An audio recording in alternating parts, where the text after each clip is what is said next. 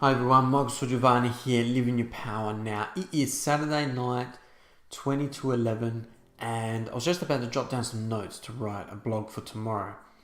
I thought instead of doing that, I was going to throw this quick video. Now the topics are going to be around identity. Now I'm just going to let this float. Let's just see what comes out, and if you find some value in this, excellent, great. Okay, that's the goal and that's the outcome we're going for. So identity.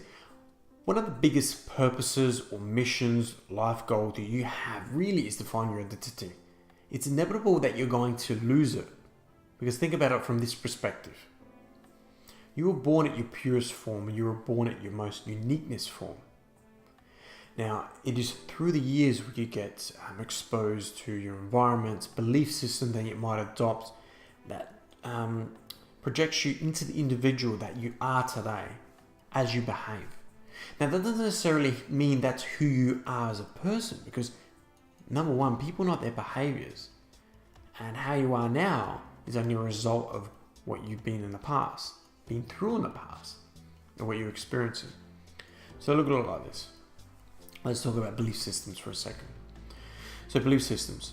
Now, there's many belief systems that you're probably going to adopt along the way.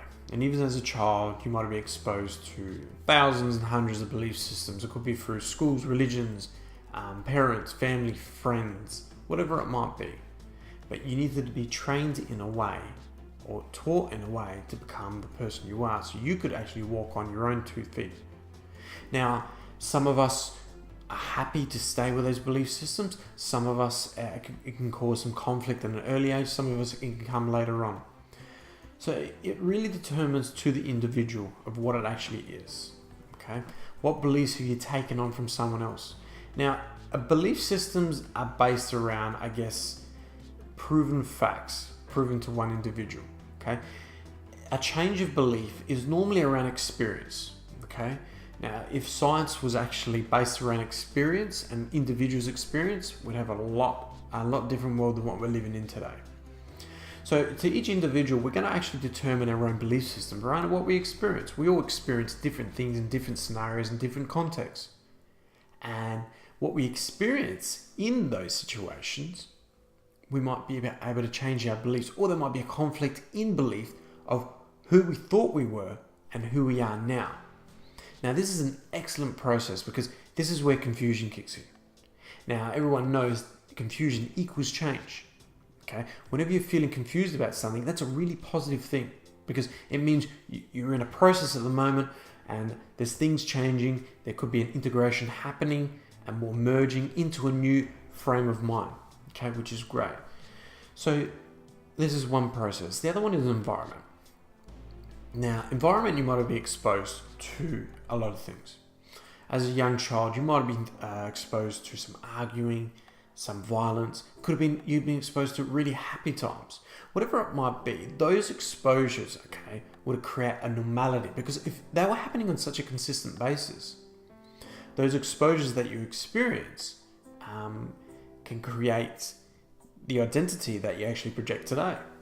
Now, that doesn't necessarily mean that's your actual identity. They're just behaviors. As I mentioned before, people know their behaviors, and you really are not the person you are as you project to be.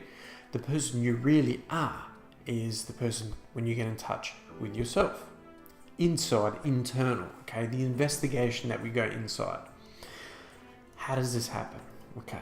Now, everyone's journey is different and unique in its own way, and that's the fantastic part of this. And I'm not going to teach anyone about their own journey, okay?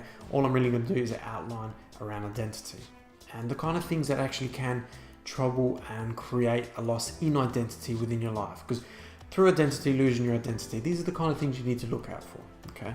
These could become from relationships, from friendships, from family, whatever it might be.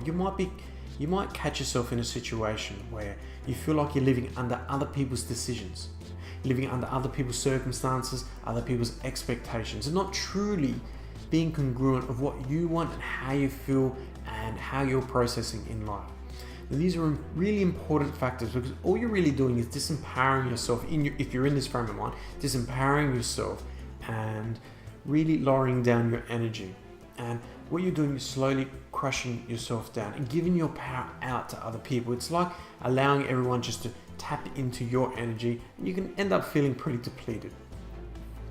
Now, sometimes they can just happen without us even knowing. We can find ourselves in relationships, we can find ourselves with family, in school, whatever it might be. We can find ourselves in a work or a job, a career, certain career where we've gone so far, so deep into it because we're doing what we think is right.